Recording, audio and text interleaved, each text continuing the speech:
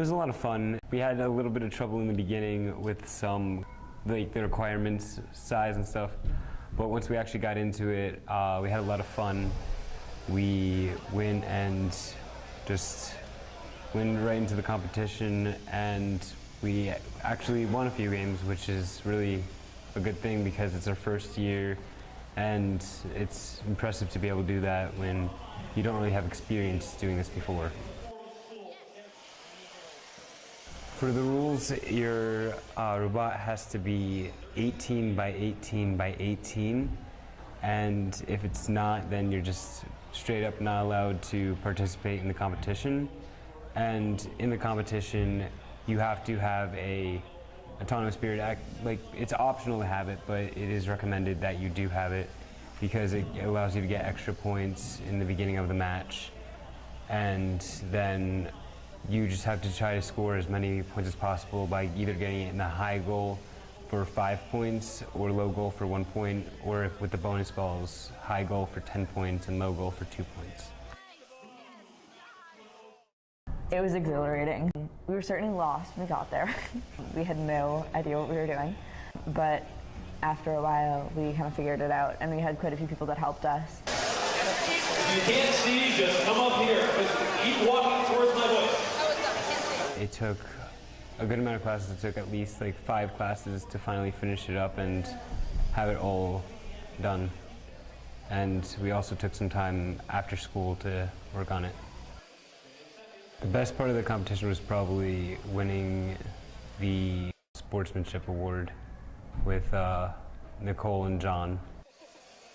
An alliance was formed in the final, well, it's the final 31 teams, which was how many there were in this competition itself, but the top 10 get to pick their teammate or their alliance, and then together that pair picks the third team for the alliance.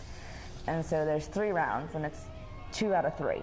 So the first team goes and they face off, and whoever loses that round has 1 strike against them.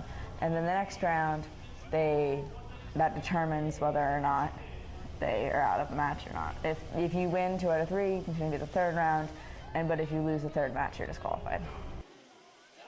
It was interesting to see how each match grew and each alliance grew, and then finally it got down to the last 2 alliances, and that's who won. The team was absolutely amazing, incredibly humble, and though the robots weren't passing, they kept asking the inspectors, what can I do? What can we do right now to help it to pass? And they were awesome at actually making those arrangements and then coming back and having it re-inspected. So all of that helped them to develop an amazing relationship with the referees, the people that were inspecting, everybody from the VEX organization and University of New Haven. It was absolutely awesome. As the day went on, I mean, it's not like we didn't have a lot of energy going in, but as the day went on, we got a lot more energetic and realized that things were kind of going, and then we understood the organizational process, which we didn't think there was any at the beginning, but there was. We just didn't know it. So that was pretty awesome. I think that the takeaway for all of us is patience and hard work is going to pay off on this, not skimping on time spent with your robot is another takeaway. That those students that really won and went to the finals have obviously put hours and hours and hours and hours and hours into those robots. I mean, they were so intricate, and being willing to do that with no reason for negotiation of time is probably one of the biggest takeaways. And always being kind and courteous and respectful, no matter what the outcome, no matter how many times people are telling you, no, you cannot do that.